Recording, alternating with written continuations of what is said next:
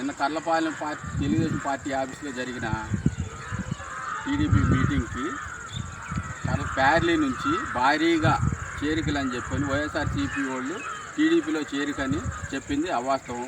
వాటిల్లో టీడీపీ వాళ్ళు ఎంతమంది ఉన్నారు, వైఎస్ఆర్సీపీ వాళ్ళు ఎంతమంది ఉన్నారు మీరు తెలుసుకుంటే బాగుంటుంది. పైగా మావు సుబాని అనే వ్యక్తి ఎలక్షన్కి ముందే టీడీపీలోకి వెళ్ళిపోయాడు. ఆ ఫ్లెక్సీలు ఆధారాలు మా దగ్గర ఉండే, కావాలంటే మేము వీడియో రిలీజ్ చేస్తాం. మేరే గారు కూడా సర్పంచ్ ప్రమాణ స్వీకారం చేస్తున్నానని జనవరిలో ఫ్లెక్సీలు వేసుకుని ఆయన కూడా టీడీపీలో జనవరిలోనే వెళ్ళాడు. ఇప్పుడు కొత్తగా వెళ్ళేదేమి లేదు. అది మీరు తెలుసుకుంటే మంచిది. మీ మనశ్శాంతి మీరు తెలుసుకోండి.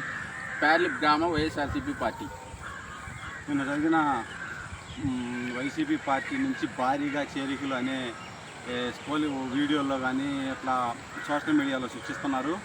ప్యార్లీ నుంచి భారీ చేరికలు అనేది అవాస్తవం. టీడీపీలోకి వెళ్ళటం, వైఎస్ఆర్సీపీ నుంచి టీడీపీలోకి చేరటం అనేది అవాస్తవం. ఏదో ఒకళ్ళు ఇద్దరు చేరిన మాట వాస్తవం. కాకపోతే ఇవన్నీ టీడీపీ వాళ్ళు కావాలని పుట్టిస్తున్న విషయాలు. అంతకుముందే వీళ్ళందరూ పార్టీలో చేరి ఉన్నారు. కాకపోతే మళ్ళీ నిన్న ఏదో అచ్చగా టీడీపీ వాళ్ళే వెళ్ళి చేరి మళ్ళా కండవలు వేసుకుని పార్టీలో చేరారని ప్రచారం చేస్తున్నారు. వైసీపీ నుంచి భారీ చేరికలు అనేది అది ఎప్పటికీ జరగదు.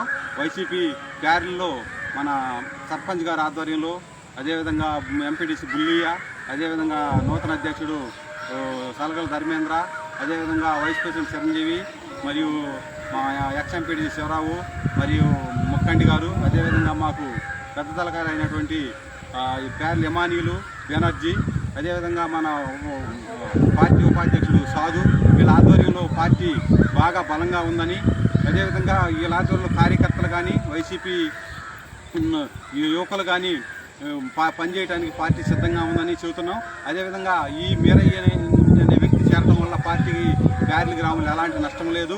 ఇట్లాంటి వ్యక్తుల్ని రఘుపతి గారు తలుచుకుంటే వందల సంఖ్యలో తయారు చేయగల కెపాసిటీ రఘుపతి గారికి ఉంది. కాబట్టి ఈ ఈ సోషల్ మీడియాలో వచ్చే అవాస్తవమైన ప్రచారాలని మేము ఖండిస్తున్నాం. జై కోన, జై జగన్.